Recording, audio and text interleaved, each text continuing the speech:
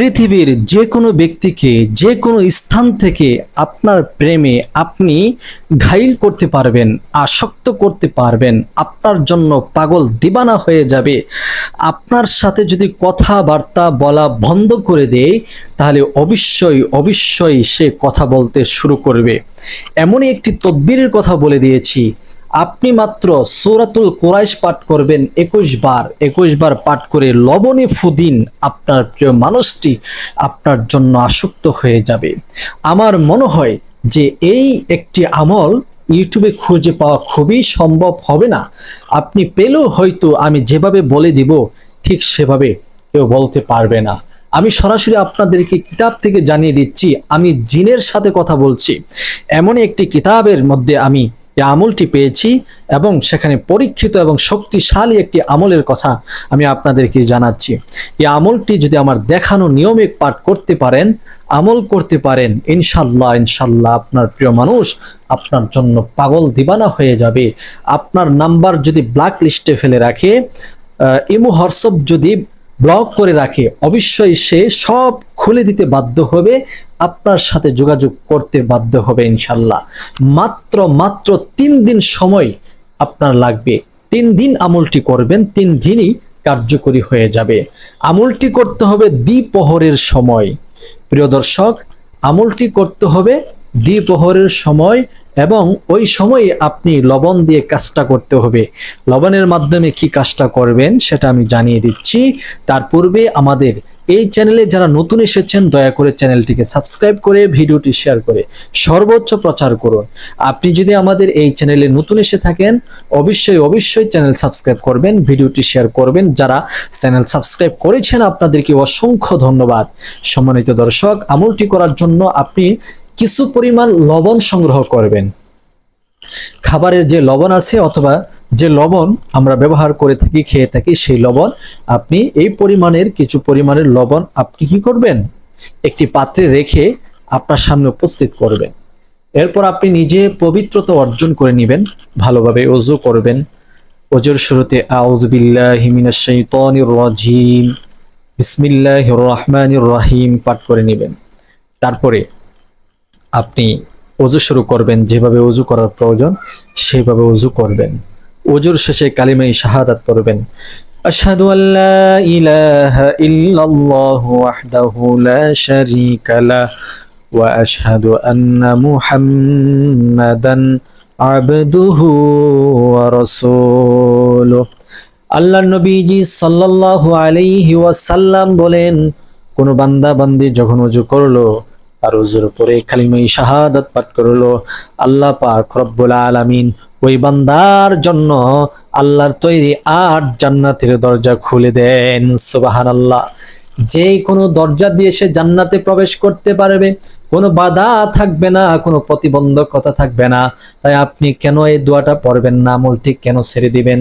আপনি যদি নামাজ পড়ে থাকেন অবশ্যই ওযু করেন, ওযুর পরে একটু খেয়াল করে কালিমায়ে শাহাদাতটা আপনি পড়ে নেবেন। সুবহানাল্লাহ। আপনার জন্য জান্নাতের 8 দরজা খুলে দেওয়া হবে। এরপরে আপনি দ্বিপ্রহরের সময় একটা জায়নামাজ বিছাবেন, ঘরে হোক, বাইরে হোক, মাঠে হোক, ঘাটে হোক, যেখানে হোক, সেটা যেন পবিত্র একটা স্থান থাকে। পশ্চিম দিকে ফিরে ওই লবণ অথবা নুন সামনে রেখে 3 বার ইস্তেগফার পড়বেন। আস্তাগফিরুল্লাহ রাব্বি মিন কুল্লি যামবিন ওয়া আতুবু ইলাইহি। আস্তাগফিরুল্লাহ রাব্বি মিন কুল্লি যামবিন ওয়া আতুবু ইলাইহি। আস্তাগফিরুল্লাহ রাব্বি মিন কুল্লি যামবিন ওয়া আতুবু ইলাইহি। এরপরে 3 বার দুরূদ শরীফ পড়বেন। আল্লাহুম্মা সাল্লি আলা মুহাম্মাদ ওয়া আলা আলি মুহাম্মাদ কামা সাল্লাইতা আলা ইব্রাহিম ওয়া আলা আলি ইব্রাহিম ইন্নাকা হামিদুম মাজিদ। আল্লাহুম্মা বারিক আলা মুহাম্মাদ ওয়া আলা আলি মুহাম্মাদ কামা বারাকতা আলা ইব্রাহিম ওয়া আলা আলি ইব্রাহিম ইন্নাকা হামিদুম মাজিদ। বাস এরকম ভাবে 3 বার ইস্তেগফার, 3 বার দুরূদ শরীফ পাঠ করার পরে ওই যে নুন অথবা লবণ নিয়েছেন এটা আপনার হাতের তালুতে রাখবেন কওটাটা। এরপরে সূরাতুল কুরাইশ পড়বেন। আউযু বিল্লাহি মিনাশ শাইতানির রাজিম, বিসমিল্লাহির রহমানির রহিম, লিইলাফি কুরাইশিন ইলাফিহিম রিহলাতাশ শিতাই ওয়াস সাইফ ফালইয়াবুদু রাব্ব হাযাল বাইত আল্লাযী আত'আমাহুম মিন জু' ওয়া আমানাহুম মিন খাউফ। লবণে একটি ফু। তবে মনে রাখতে হবে, যাকে বশীকরণ করতে চান, যাকে বাধ্য করতে চান, তার নামটা আপনি স্মরণ করবেন যে ইমুকের উদ্দেশ্য করে আজকের এই আমলটি, হে আল্লাহ তার অন্তরে আমার প্রেম ভালোবাসা উদয় করে দেন। এরপরে একটি ফু দিবেন, আবার পড়বেন বিসমিল্লাহির রহমানির রহিম, লিইলাফি কুরাইশিন ইলাফিহিম রিহলাতাশ শিতাই ওয়াস সাইফ ফালইয়াবুদু রাব্ব হাযাল বাইত আল্লাযী আত'আমাহুম মিন জু' ওয়া আমানাহুম মিন খাউফ। লবণে আরো একটি ফু দিবেন। এরকম ভাবে আপনি 21 বার সূরাতুল কুরাইশ পাঠ করবেন, অর্থাৎ লিইলাফি কুরাইশিন ইলাফিহিম এই সূরাটি 21 বার পাঠ করে 21টি ফু দিবেন।